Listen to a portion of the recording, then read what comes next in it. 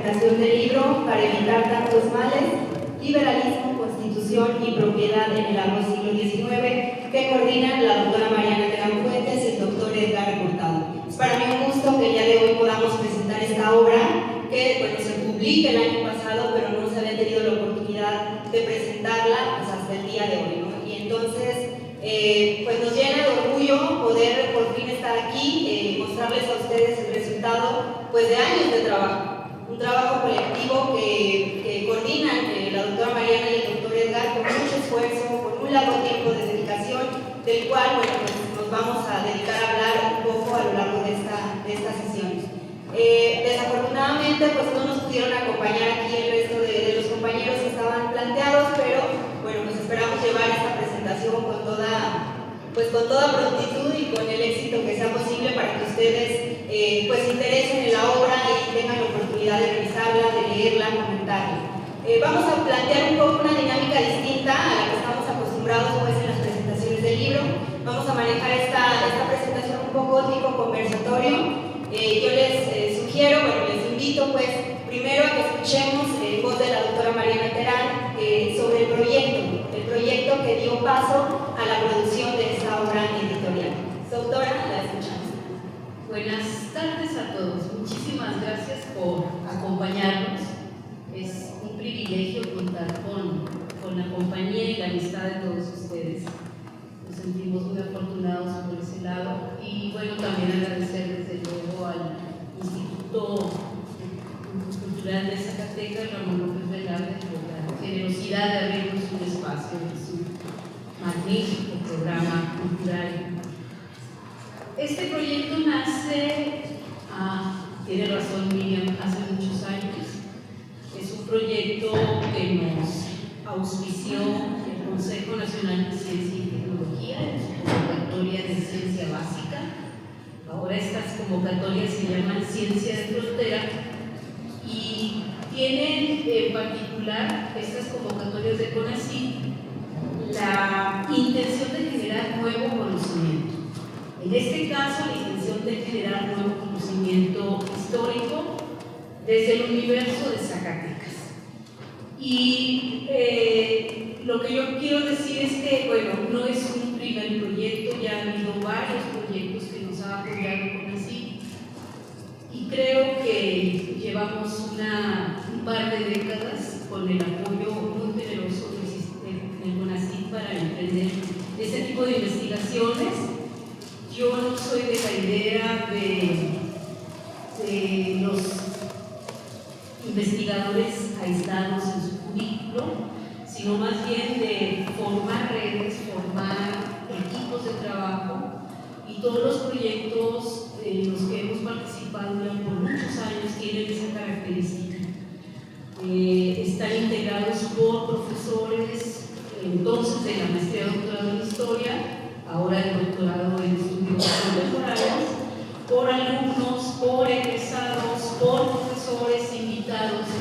En ese sentido, hemos sido muy afortunados de contar con el apoyo, la orientación académica de un grupo de profesores de distintas universidades y colegios, como del Colegio de México, de la Universidad de California en Irvine y de la Universidad Jaume I de Castellón, España. Me refiero en particular a la compañía de todos estos años, a lo largo de todos estos años, de Alicia Hernández, Josefina Vázquez, Marcelo Carmagnani, Jaime Rodríguez, en paz descanse, Manuel Niño, profesor de nosotros en el doctorado, y Manuel Yusta. Hemos sido muy afortunados de contar con esta orientación y creo que ahí vamos perfilando pues una manera de hacer historia en Zacatecas. Entonces, este proyecto reúne a un equipo de jóvenes historiadores y no tan jóvenes para pensar el tema del derecho de propiedad en el largo siglo XIX mexicano. ¿Por qué largo siglo XIX? Porque se parte de las últimas décadas del siglo XVIII.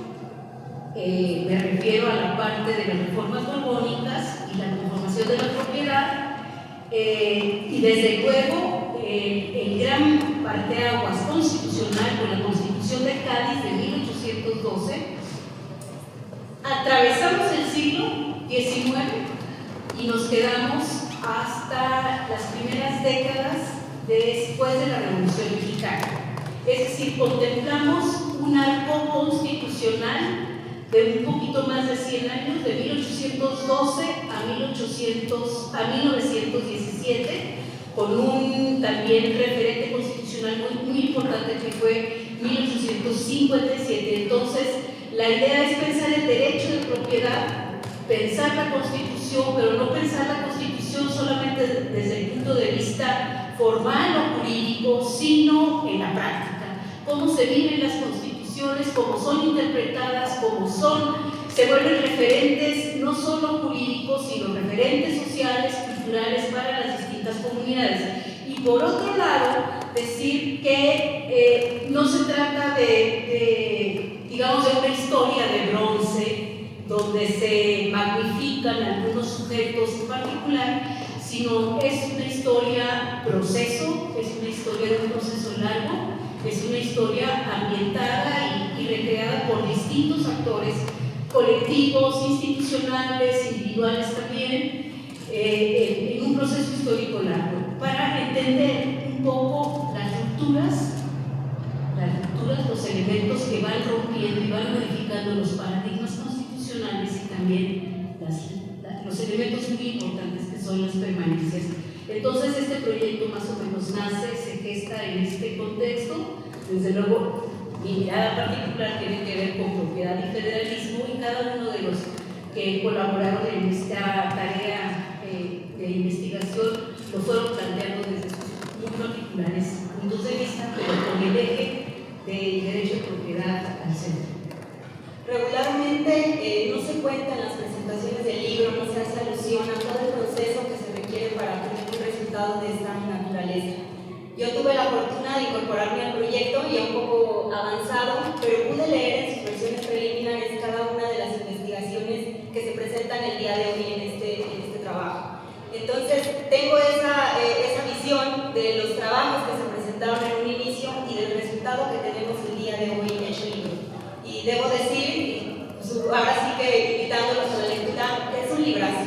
Se trata de una producción bastante buena, donde, bueno, se preparó y se llevó a cabo a través de una serie de etapas, ¿no? Desde las conferencias que ya nos comentó la doctora, donde pudimos escuchar a grandes especialistas mexicanos, pero también extranjeros, también a través de un seminario donde tuvimos la oportunidad de leernos todos los que participamos en la obra, donde hubo una retroalimentación del trabajo, y desde luego, bueno, pues una vez ya que se pudo incorporar aquellas observaciones, pues tenemos este resultado que también se llevó después a dictaminación.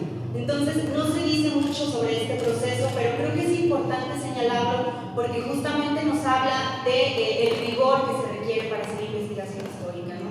De la importancia que hay de que se lleve a cabo este tipo de procesos para entregar obras de esta calidad. Y en ese sentido, bueno, pues se trata de un trabajo que alberga 11 capítulos que van a tocar temporalidades y procesos diversos con un tema central, el problema de la propiedad. Como bien lo dijo la doctora, se aborda el problema desde finales del siglo XVIII hasta el periodo revolucionario.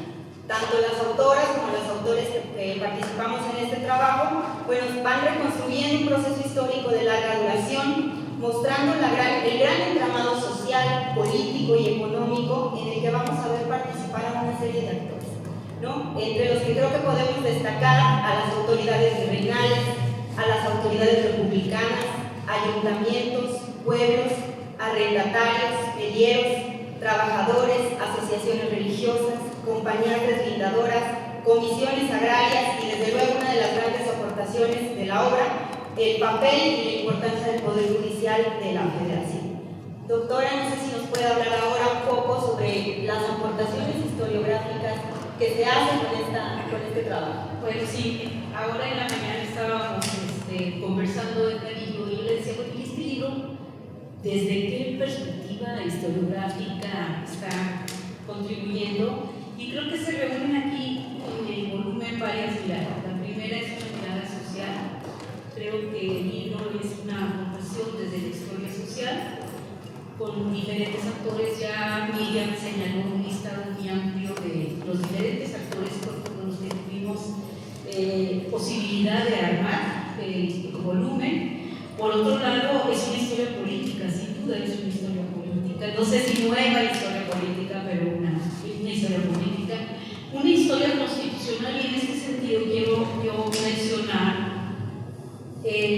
papel muy importante que jugó mi querido amigo Uriel Márquez Valerio.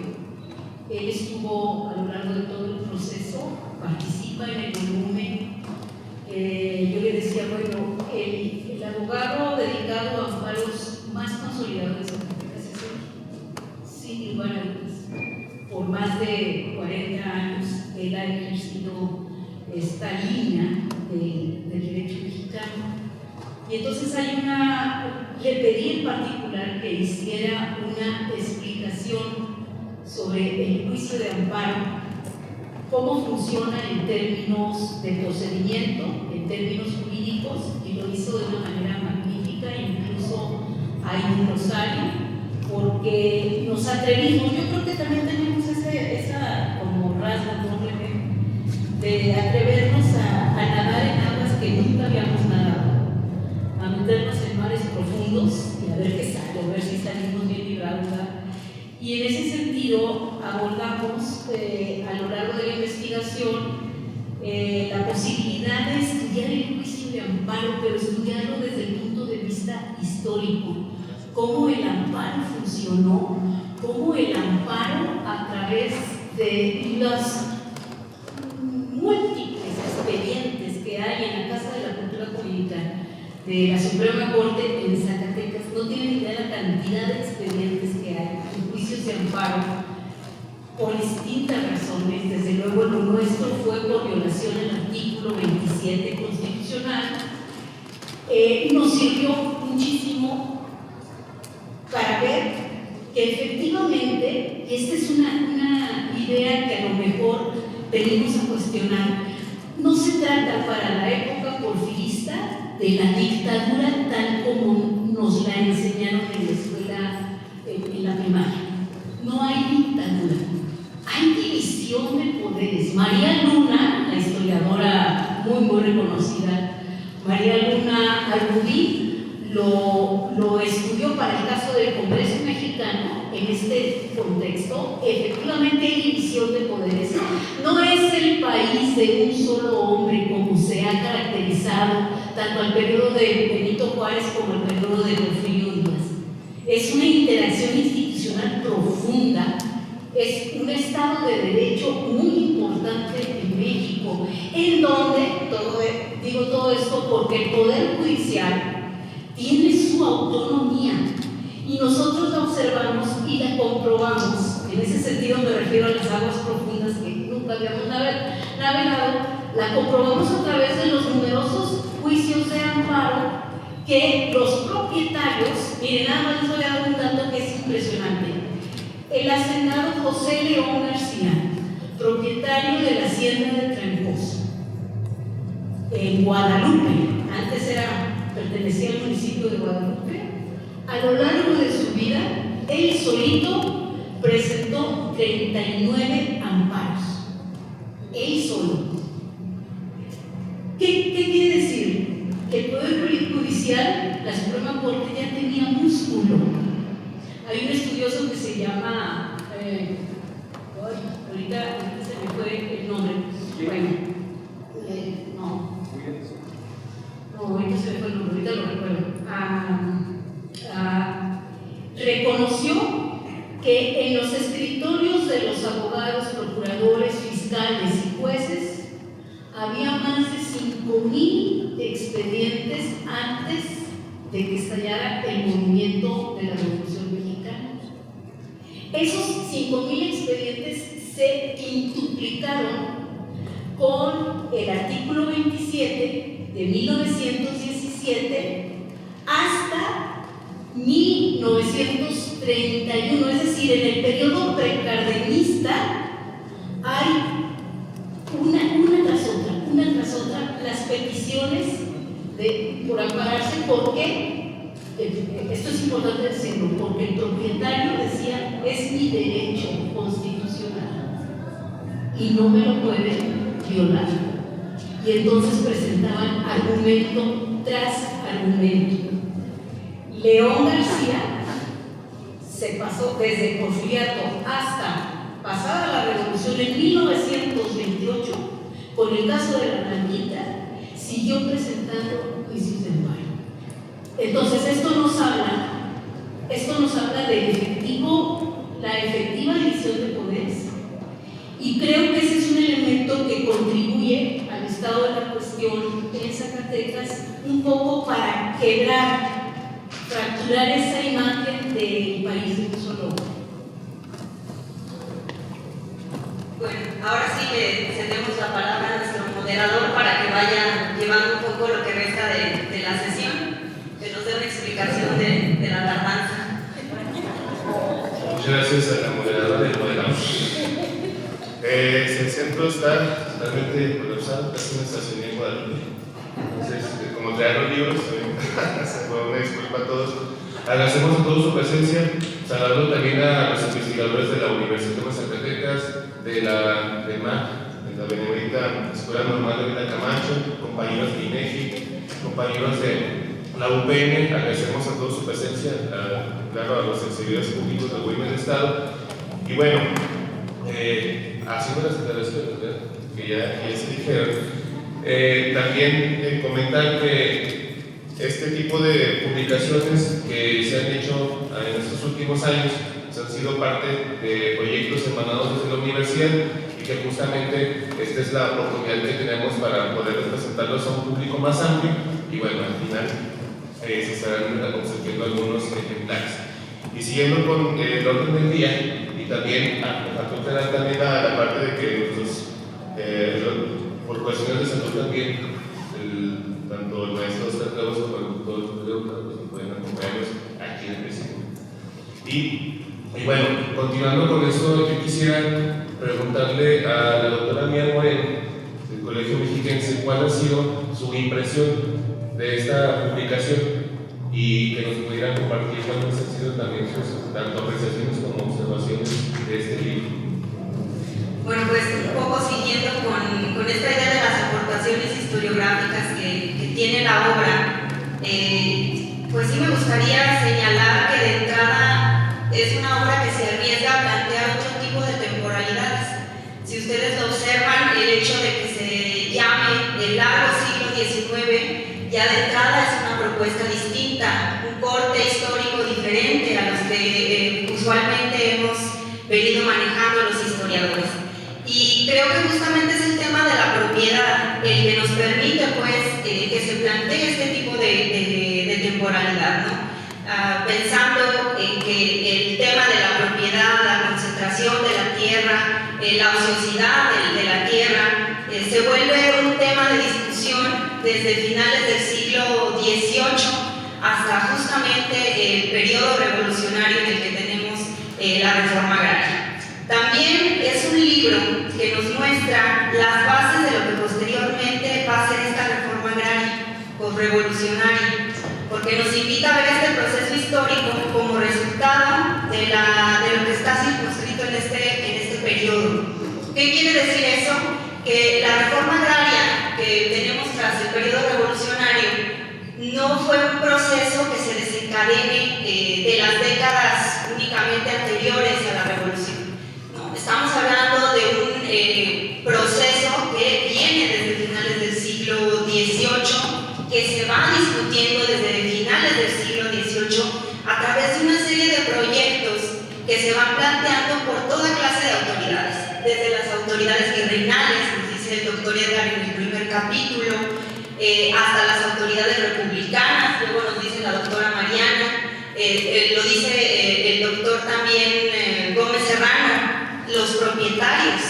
Vemos estas pequeñas reformas agrarias promovidas por parte de los propietarios. O sea, se trata pues de todo un proceso en el que no únicamente vamos a tener el actor social de este grupo revolucionario de 1910, sino de una serie de personajes, de instituciones, de grupos sociales que van a venir haciendo un trabajo que promueve una idea de pensar y de trabajar la tierra de manera distinta. Entonces, en ese sentido, pues creo que el trabajo nos va dando una serie de aportaciones importantes que nos permiten entender el siglo XIX de una manera distinta, pero también la revolución y la reforma agraria de una manera diferente, ¿no? Y creo que, bueno, esas serían unas de las aportaciones de las que pudiera hablar.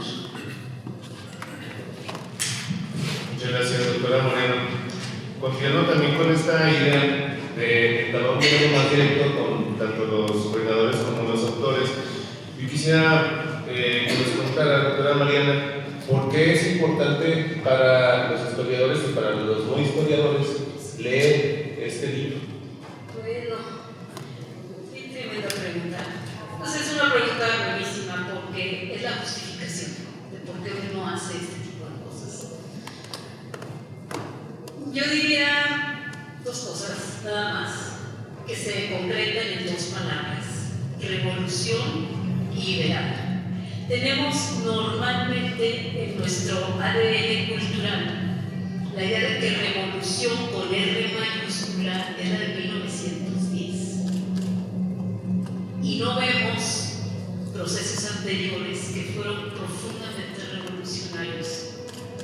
La Constitución de Cádiz, redactada, argumentada, diseñada por diputados americanos y por diputados peninsulares, planteó toda una revolución. Pero como en México somos muy nacionalistas, la independencia se come a esa revolución. Es decir, el mexicano patriota, iba a decir patriota, conmemora el 16 de septiembre, el grito de Hidalgo.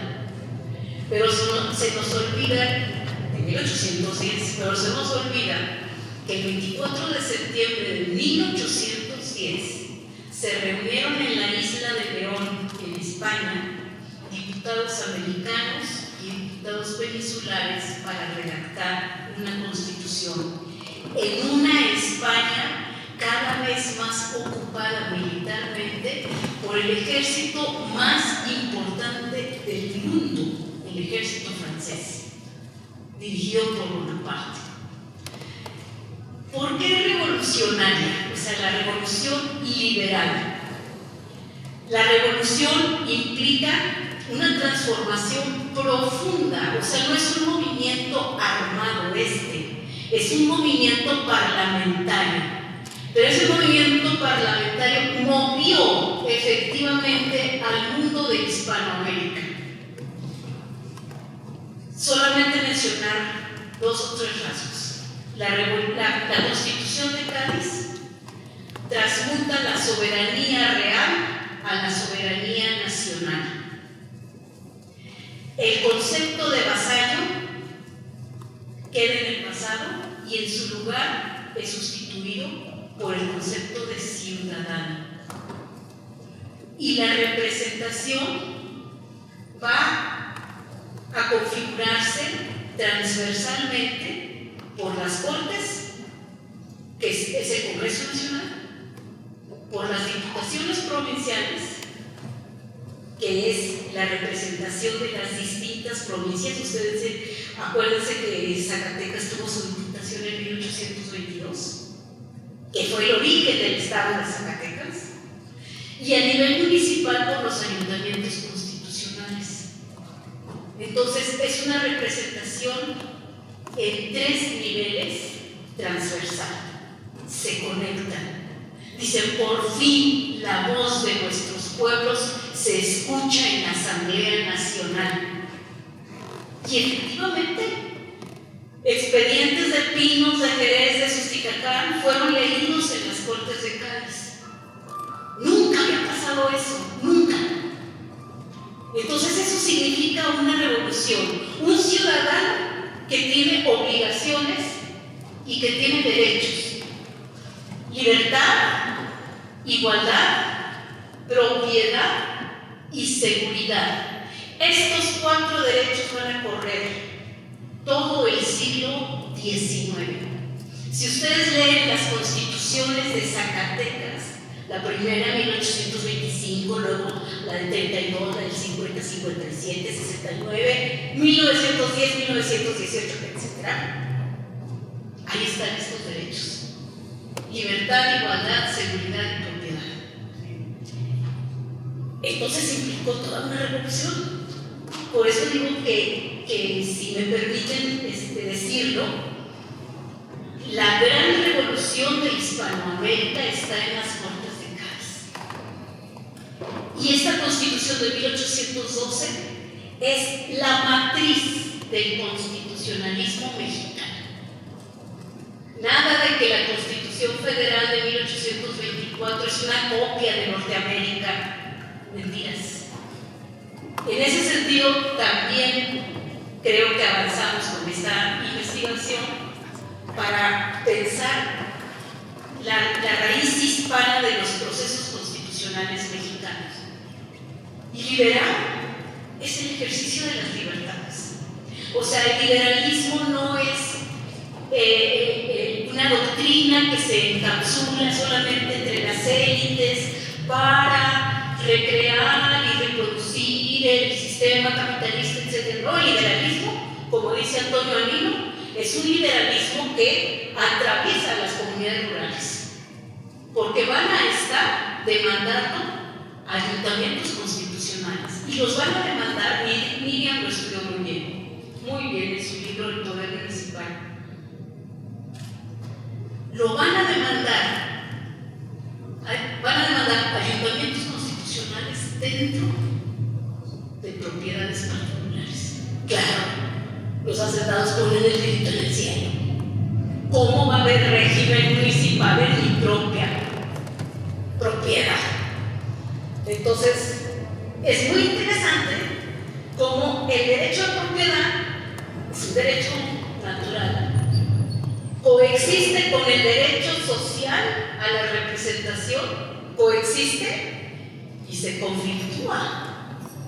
Entonces, tremendo papel el de los diputados de Zacatecas de las distintas legislaturas para tratar de conciliar lo que no se puede conciliar. Pero ahí van avanzando. La cuestión social que René muy bien analiza a lo largo de su obra, no digo solo en este capítulo, cada vez va a ser más tensa esta relación, hasta que explota con la Revolución Mexicana, efectivamente. Entonces Miriam tiene mucha razón cuando dice que el tema de la propiedad no tiene sus raíces en el porfiriato. Yo creo que también eso es algo que hay que decir de nuestra contribución, sino se va alimentando sopesadamente a lo largo del siglo XIX.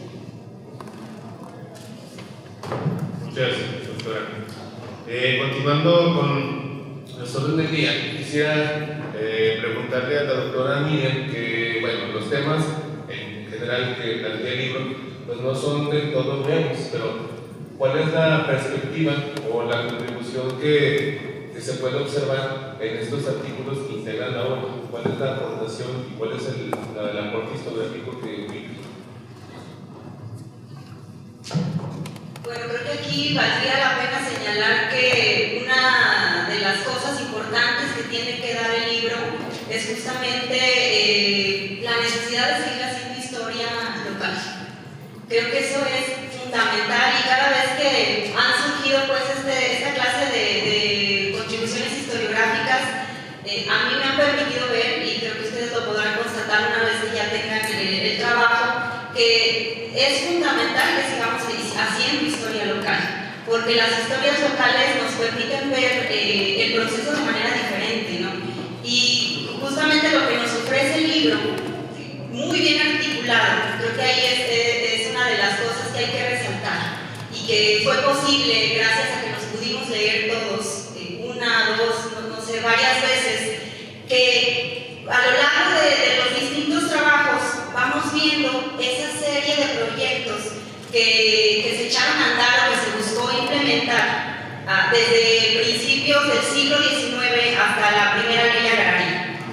Y entonces yo les platico un poco, les voy dando muy rápidamente cuáles fueron estos proyectos. Se los voy diciendo, ¿no? Para que vayamos viendo cómo está articulado el libro, pero también lo que vamos a encontrar, ¿no? Desde el decreto del 4 de enero de 1813 sobre reducir los baldíos y otros comunes a dominio particular, la orden del 8 de noviembre de 1820, medidas para la ejecución del repartimiento de terrenos baldíos y de propios de los pueblos, o sea, esta serie de proyectos respecto a la propiedad. Decreto del 29 de junio de 1820 1822 sobre repartimiento de terrenos baldíos y realengos, la primera propuesta de ley agraria local, que fue de 1824, las determinaciones expuestas en el Reglamento Económico Político de 1825, en el que también se trató el problema de la propiedad, las iniciativas que promueve Francisco García Salinas, que ya lo han escuchado ustedes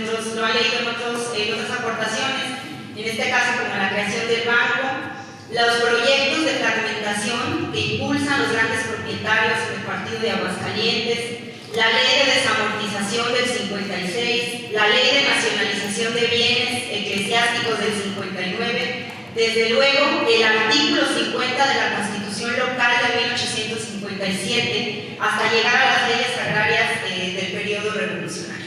Ahí están, ¿no?, esa serie de proyectos que se vienen impulsando con el objetivo de dinamizar esa tierra muerta, ¿no?, esas tierras que no estaban trabajadas. Y desde luego que se trata de un proyecto de largo aliento que solamente lo podemos ver desde estos trabajos de larga duración, que eso también hay que decirlo. No se pueden ver en un análisis de décadas, ¿no? Son procesos que alcanzamos a notar, alcanzamos a revisar únicamente si hacemos esa mirada de larga duración. Y creo que el trabajo conjunto que se presenta en esta obra, eso nos permite reconstruir esos proyectos desde 1813 hasta las primeras propuestas de ley agraria en la entidad. En ese sentido creo que es otra de las grandes aportaciones que tiene la obra y que desde luego que invita a que la revisemos, a que la leamos, porque además ustedes podrán ver en el trabajo, tenemos propuestas que incluso pues no están muy de acuerdo, ¿no? Un autor con otro no está muy de acuerdo, ¿no? Por ejemplo, vamos a ver que algunos consideran que el éxito de esas pequeñas reformas agrarias o de esos pequeños proyectos los consideran como exitosos. Otros autores van a decir que no fueron tan exitosos, ¿no? Ahora sí que cada quien analizando desde su pequeña perspectiva, desde su fenómeno histórico que les tocó o que decidieron analizar. Entonces creo que es un trabajo que da para mucho, para que podamos repensar este siglo XIX y repensar también el periodo postrevolucionario. Muchas gracias. Y bueno, yo quisiera que cerramos esta ronda de preguntas con un planteamiento acerca de que desde el 2023 hasta el 2025 estaremos celebrando muchas fechas específicas para Zacatecas y para México, ¿no? Este año, evidentemente, el bicentenario de la creación de Estados Unidos y Zacatecas, y bicentenario también del natalicio de Miguel García de la Cadena, 150 aniversario de la elevación constitucional de leyes de reforma. Entonces, del 24, evidentemente, la primera Constitución Federal, y el 25 de la Constitución local. En ese sentido, quisiera preguntar, ya para la misma pregunta a ambas, es cómo ven esta perspectiva de este trienio de celebraciones que inicia este año con los estudios que aquí se entrelazan. Sabemos que el largo siglo XIX y sobre todo estos análisis que se hacen desde la propiedad, el liberalismo, desde la cuestión social, incluso desde la iglesia, no se cortan pues en el 17. ¿Y cómo podemos revalorizar estos procesos, estos bicentenarios y estos aniversarios a través pues, de los artículos de esta obra? O sea, si nos aportan una base pues, de la cual sostener estos análisis, y cuál sería el criterio que podría determinar al respecto. Sí, efectivamente estamos atravesando por una serie de celebraciones que inician en este 2023 que tienen que ver con la creación de diferentes entidades, los diferentes estados. En este caso, bueno, pues desde luego Zacatecas. Algunos estados han emprendido una serie de actividades para conmemorar lo que se viene, otros no, hay que decirlo también. Sin embargo, bueno, creo que la importancia de ponerlo sobre la mesa de discusión, tanto la creación del Estado de Zacatecas como la primera Constitución Federal de 1824, como la Constitución Local de 1825, es fundamental, sobre todo desde la mirada en la que vayamos a revisarla. Yo siempre he hecho la invitación en los lugares donde me ha tocado estar, y la invitación a que pensemos centenarios, mucho también desde el análisis local, desde esta mirada de los estados, porque tienen mucho que ofrecer las entidades.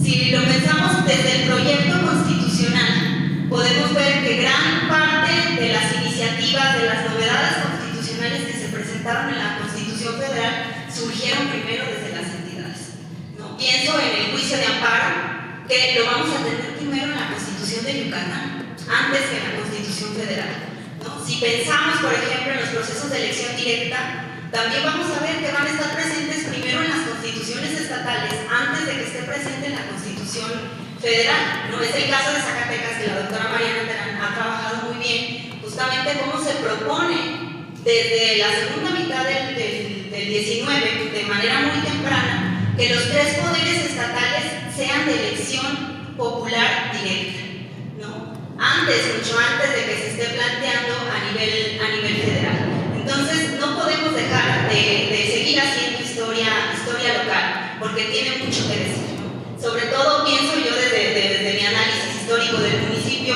pues el papel que el municipio desempeña en estos procesos, ¿no? La manera en el que los pueblos, a través de su órgano de representación, van a participar en la formulación de estos proyectos constitucionales, porque regularmente se cree que el Estado mexicano, que los proyectos constitucionales son una creación de la élite política, como ya lo dijo ahorita la doctora Mariana. Y lo que nosotros hemos visto en estos proyectos que surgieron y que se financiaron desde este proyecto de CONACYT es que no, pues ahí tenemos a los pueblos teniendo una participación respecto a los artículos de la Constitución, a que si el proceso electoral va a ser directo o indirecto, que si le vamos a dar derecho a los extranjeros o no se los vamos a dar, o sea, temas en los que pensamos que igual esta población no estaba interesada o no participó, ahí está, ¿no? Entonces creo que es una buena oportunidad de replantear historiográficamente algunos posicionamientos que hemos venido proponiendo ya por muchas décadas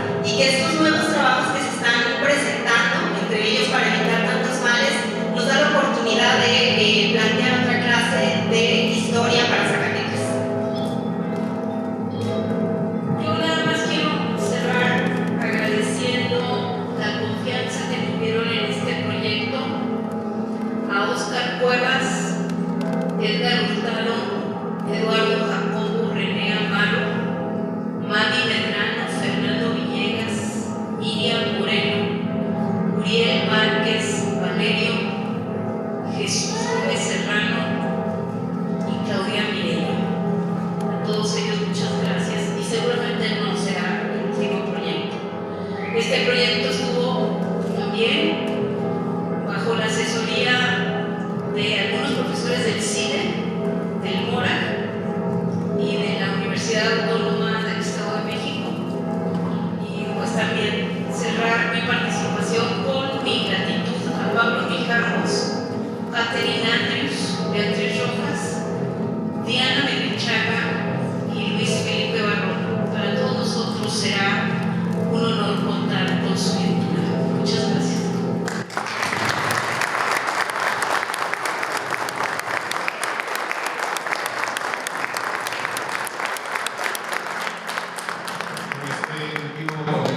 Cerramos la presentación de este libro, no sin antes agradecer al Instituto Zacatecano de Cultura por las facilidades que se nos abren a